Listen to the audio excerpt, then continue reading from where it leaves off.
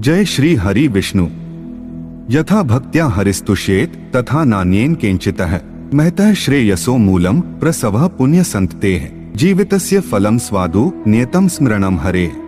अर्थात भगवान श्री हरि विष्णु भक्ति से जितना संतुष्ट होते हैं उतना किसी अन्य साधन से नहीं, क्योंकि भगवान हरि का निरंतर स्मरण करना मनुष्यों के लिए महान श्रेय का मूल है।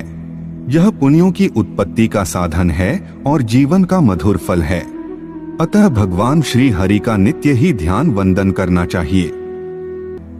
भगवान श्री वेद व्यास जी द्वारा रचित श्री गरुड़ महापुराण के दिव्य ज्ञान के माध्यम से अपनी पिछली प्रस्तुति में हम बता चुके हैं कि मृत्यु के उपरांत मनुष्य के पाप और पुण्यों का लेखा जोखा कौन रखता है।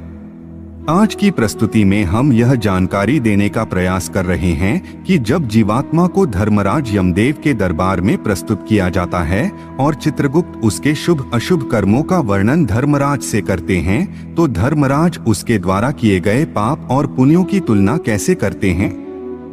गरुड़देव को आगे का ज्ञान देते हुए श्रीहरि विष्णु कहते हैं कि हे ताक्ष्य, जब यमदूत जीव को लेकर यमदरबार में पहुंचते हैं तो वहां पर उसे यमदेव के सामने प्रस्तुत किया जाता है।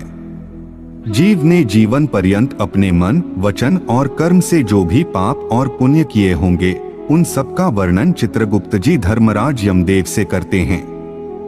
चित्रगुप्त द्वारा जो भी वर्णन किया जाता है उसको सुनने के बाद यमदेव जीव के सभी शुभ अशुभ कर्मों एवं पाप और पुण्य की तुलना करते हैं। तुलना करने के बाद जीव का आगे का मार्ग कैसा होगा यह निर्णय किया जाता है। धर्मराज यमदेव का निर्णय निष्पक्ष और स्पष्ट होता है। मुख्यतः जीव पुण्य की तुलना में पाप अधिक करता है, अतः उसे नरकलोक में जाना ही पड़ता है। कोई बिरला महापुरुष ही होता है जो पाप की तुलना में पुण्य अधिक करता है। धर्मराज यमदेव जीव का निर्णय इस प्रकार से करते हैं कि यदि जीव ने पुण्य अधिक किए हों और पाप कम किए हों तो उसके पुण्यों से उसके पापों को काटा जाता है। इस प्रकार उसके पुण्यों की संख्या ज्यादा निकलती है तो उसे स्वर्ग मार्ग पर भेजा जाता है। यदि जीव ने पाप अधिक किए हों और पुण्य कम किए हों तो उसके पापों से उसके पुण्यों को काटा जाता है। इस प्रकार उसके पापों की संख्या अधिक निकलती है तो उसे नरकलोक के कष्टप्रद मार्ग में भेजा जाता है। और यदि जीव ने पाप तथा पुण्य समान रूप से किए हों, अर्थात पाप भी उतने ही किए हों जितने की पुण्य, तो उसे पितृलोक के मार्ग पर भेजा जाता है और तब तक वह पितृलोक में रहता है जब तक उसके आगे का मार्ग तय नहीं हो जाता। तो यह थी जीव के पाप और पुण्यों की तुलना और धर्मराज यमदेव के निर्णय के बारे में एक छोटी सी जानकारी। हम आशा करते हैं कि आपको यह जानकारी अच्छी लगी होगी।